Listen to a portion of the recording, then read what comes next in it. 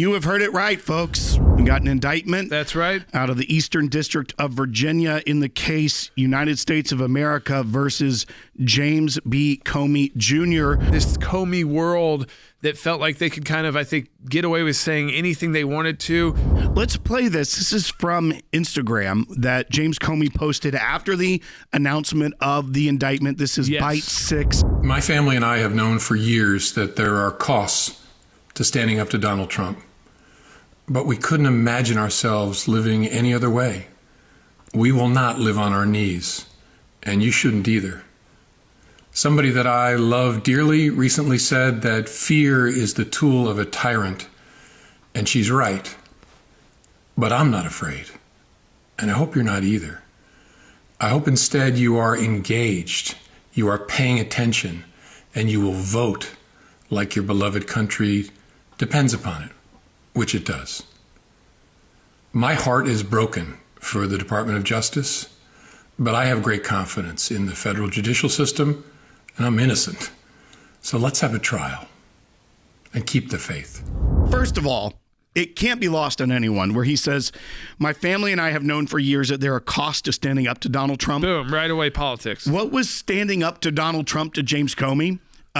Sending spies into the new White House. 2 days, yeah. And entertaining and weaponizing intelligence that they knew was from the Clinton campaign. Yes. To go after him. Yes. And then leaking his personal notes to try and get a special counsel to undercut the president that fired him because he was undermining his presidency. That's what standing up was to him. Right. That is at best disloyalty. I know he says he has a higher loyalty in his writing career, but at best disloyalty. At worst, constitutionally troubling when it comes to treasonous conspiracy, as Tulsi Gabbard has called it. Yeah, I mean, right away.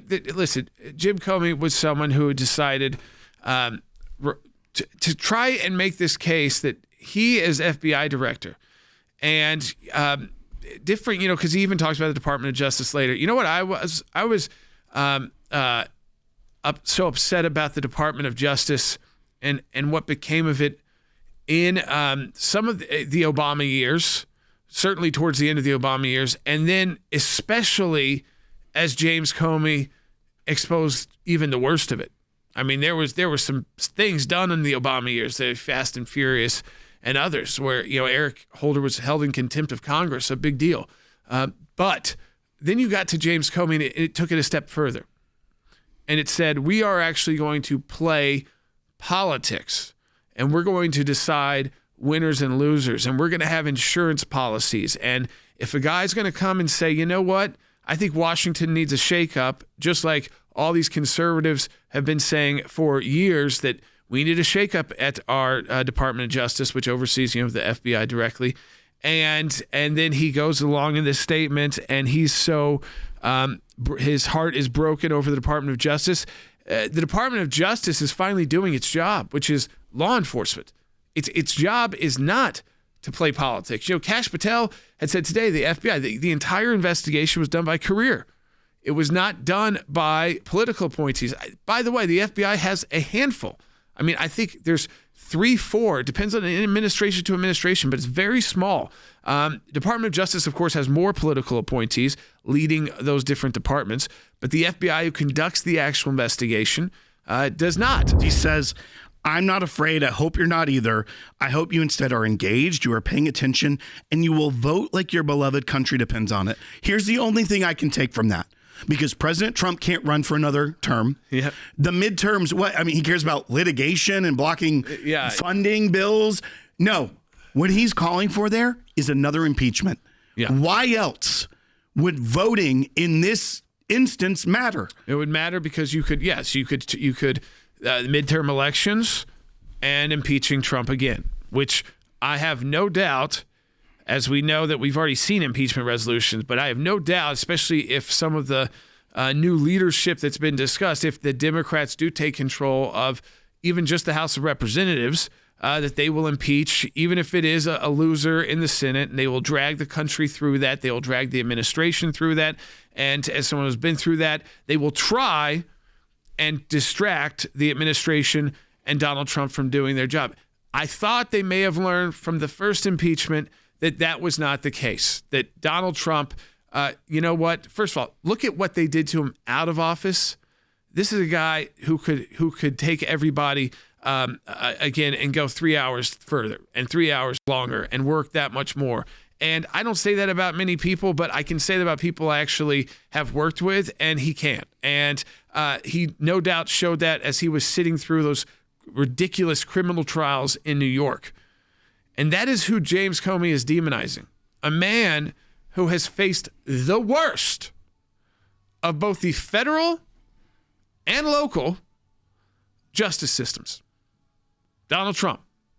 He is the man who has faced the worst of the federal and local justice systems. And you know what he said? I want to come back because I want to fix it so that those Tea Party groups, all of you, you don't have to fear that they're going to investigate you or do this to you because of your politics. But what everybody needs to realize going forward, this is going to be now in the litigation mode. And Virginia's pretty quick, the Eastern District particularly.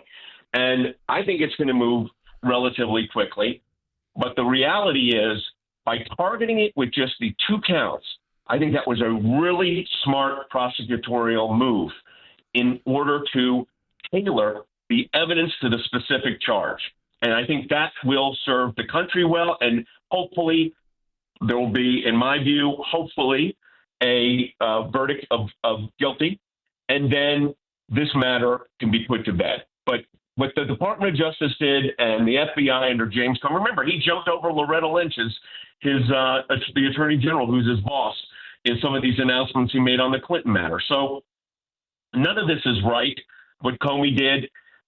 His attitude after leaving office has also been unbelievable. I mean, you had those threats on the beach earlier, about 6 months ago. This is just James Comey's modus operandi, and I think it finally is now caught up with him. This is a man that has consistently created a whole alternative universe for himself.